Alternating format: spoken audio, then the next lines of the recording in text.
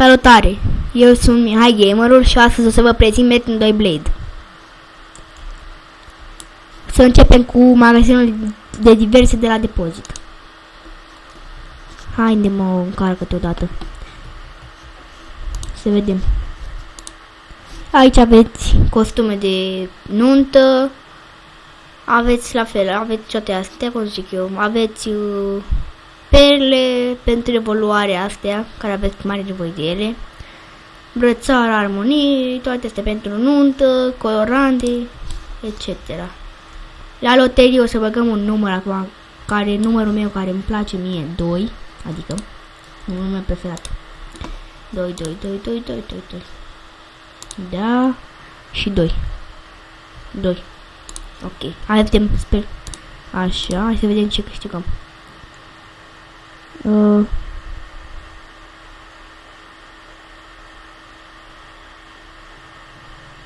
What?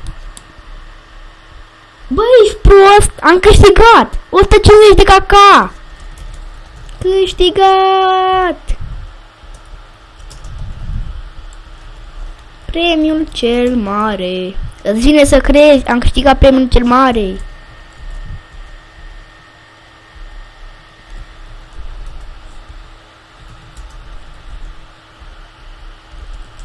Este, bă, 150 caca. Mă, pentru mine e bine 150 caca. Hai să mai băgăm o dată. Deci numărul meu este câștigător. Este, bă, hai să mai băgăm o dată numărul 2. Este primul meu câștigător. 2. Numărul 6.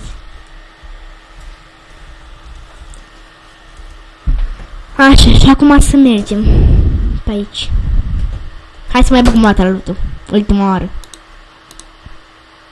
Și acum băgăm numărul. Hai, lasă, nu mai băgăm acum.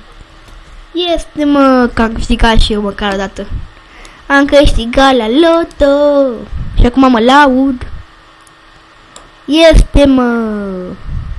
Da, este, mă. Da, este.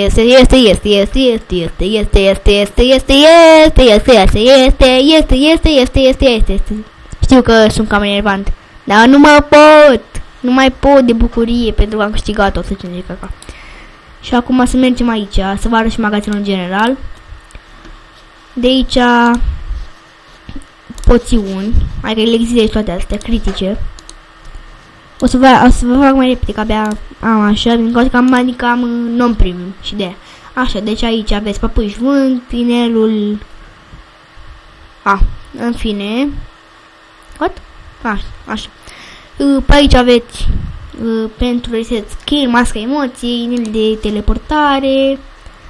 Și dacă, oricum, dacă aveți întrebări, puteți să mă întrebați în coment. Sau pe Skype, o să vă las Skype în descriere.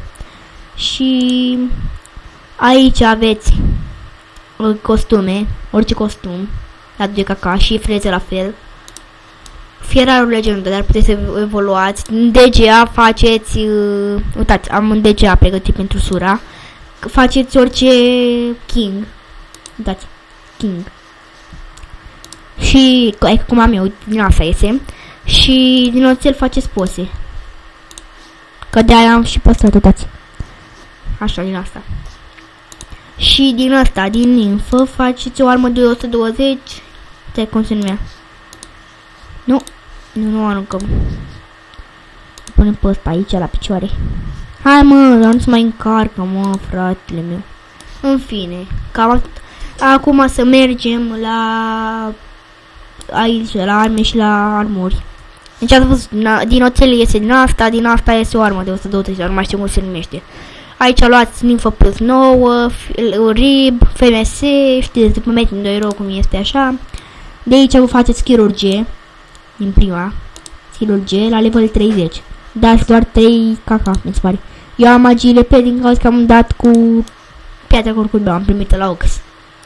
Și cred că cam atâta. Până în episodul 2 o să mai spuneți voi niște numere pentru loto. Deci cam atâta a fost. Vă spun, adică vă și sfătuiesc să vă apucați de ăsta, este foarte tare. Mai ales plățile mea. Să creez și eu astea.